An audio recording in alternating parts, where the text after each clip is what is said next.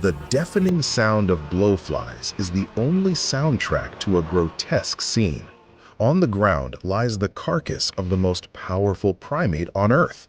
440 pounds of brute force, muscles capable of flipping cars, now reduced to an inert mass of flesh, bone, and fur. The neck, as thick as a tree trunk, was torn apart with surgical precision. And nothing in that scene suggests a fight, but rather a surprise attack, a fatal attack. Welcome to World Anario. Today, you are about to discover that the silverback gorilla is not invincible. Despite their power, they have weak points that, when spotted by a meticulous predator, are enough to bring down the king of the primates. Leave a like and subscribe to the channel. Now, let's get into the video. Is the gorilla really that strong? Is taking it down truly an almost impossible task? But first, we need to get to know it a little better. The silverback gorilla. This is not just a primate. It is a highly skilled animal, engineered for total dominance. We are talking about a colossus that can reach 485 pounds of pure dense muscle and fast-twitch fiber. The anatomy of this animal is an affront to the laws of physics. Its strength is the stuff of legend. An adult male in a burst of fury can lift and throw up to 1,760 pounds.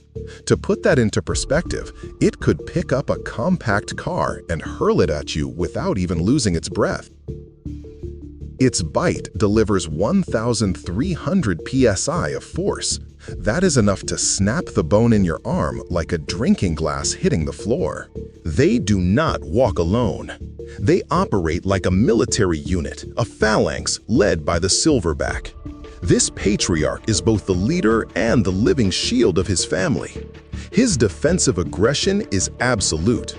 When provoked, the sound of his fists pounding his chest echoes for miles, an audible warning of imminent danger. His upright posture, his colossal mass, his almost human intelligence. Everything about him screams, "I am the apex."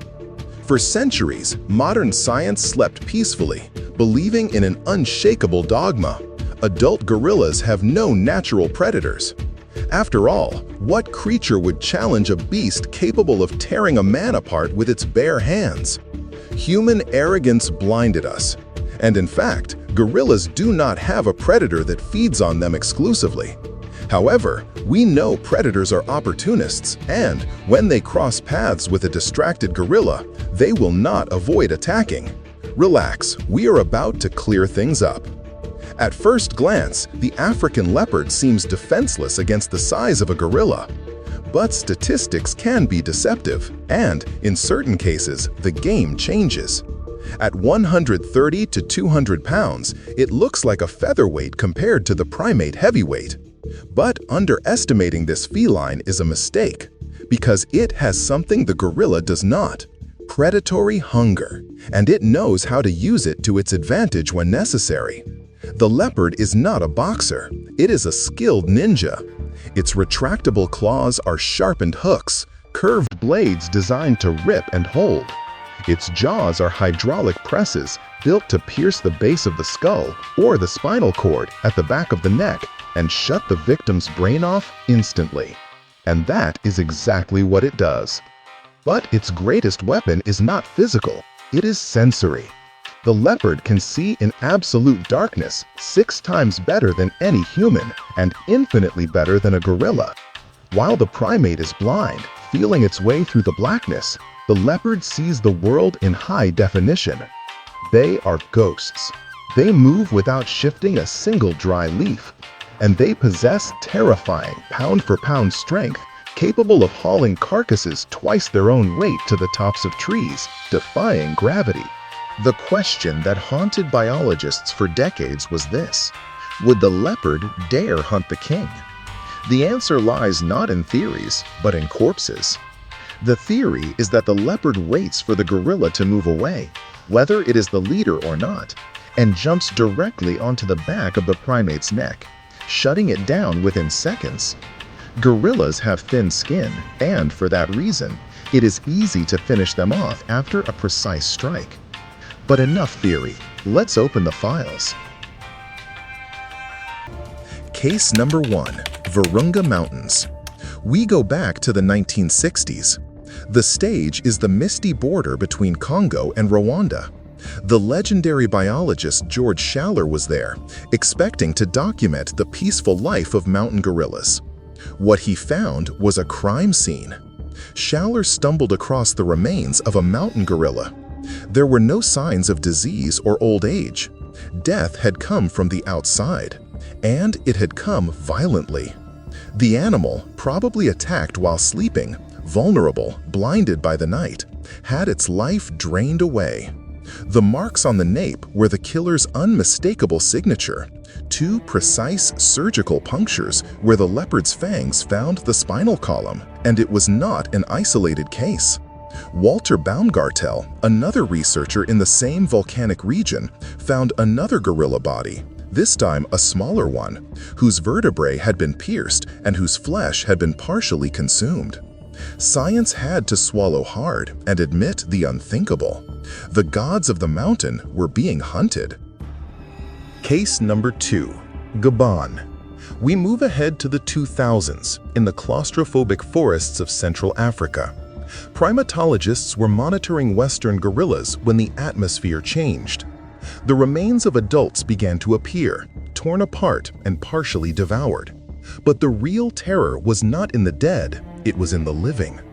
The researchers witnessed a behavioral shift that bordered on collective psychosis. Whenever a leopard entered the group's awareness radius, the gorillas, these 440-pound machines, went into nervous collapse. They did not just flee, they radiated terror.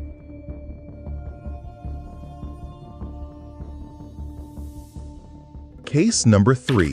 Central African Republic. In the impenetrable forests of the Central African Republic, the pattern repeated itself. More bodies, all found in the same way, deep punctures in the nape. There are no lions there, only leopards. What had seemed like an anomaly in Virunga revealed itself as a continental strategy. It was not one insane leopard, it was a culture. Leopards in different ecosystems, separated by thousands of miles, had reached the same sinister conclusion. Gorilla is edible, and it is huntable if the opportunity favors the predator. Case number 4. Guggisberg. Bernard Guggisberg, a giant of 20th century zoology, brought to light an event that shocked the academic community. In his seminal book, he documented not 1, but 2 gorilla deaths caused by a single leopard. That defies every logic of self-preservation. A predator normally avoids risk, but this animal went into berserker mode. Case number 5. Congo Basin. Science demands data, and in 2005, Dr. Philippe Henschel delivered the numbers. His team carried out a forensic sweep in the Congo Basin, analyzing droppings and carcasses like police investigators. The result was staggering. Leopards had consumed 4 gorillas during the study, one of them a silverback. But skeptics would say, they ate carrion, they found the gorilla already dead. The forensic analysis destroyed that argument. The evidence proved active hunting, and worse, the frequency was increasing. Eating gorilla stopped being a rare event and became a regular item on the menu. The leopards were learning that they could not afford to waste opportunities when they arose. Now stop and think about the kind of courage that takes. But so far, we have been talking about nighttime attacks, cowardly ambushes in the shadows. What happens when the sun is high? Case number 6. Lope National Park. The year is 1988. Lope Study Area. It was 5 p.m. The sun was still pouring through the forest. There was no darkness to hide in. Suddenly, sonic chaos erupted. Guttural roars from an enraged primate mixed with branches snapping like gunshots. The researchers ran toward the source of the noise. What they found was a battlefield. The vegetation had been flattened. Tree trunks bore deep claw slashes, braking marks, and launch marks. Blood, a lot of blood, stained the forest floor. The tracks told the story of an epic clash. A large gorilla had stood upright, bipedal, accepting the challenge. And here is the detail no one expected. It used a weapon.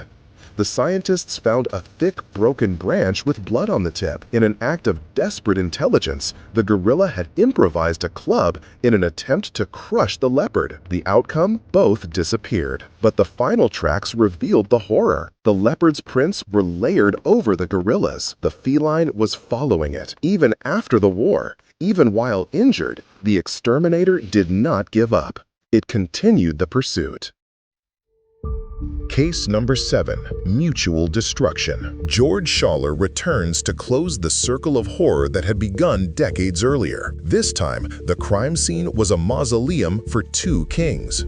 On the forest floor lay 2 corpses side by side, a massive male leopard and an adult gorilla, both dead. Analysis of the scene revealed a fight of biblical proportions. There was no winner.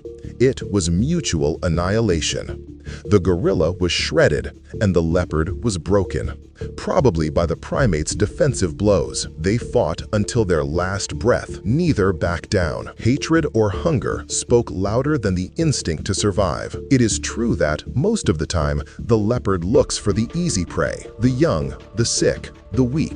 It is the law of least effort.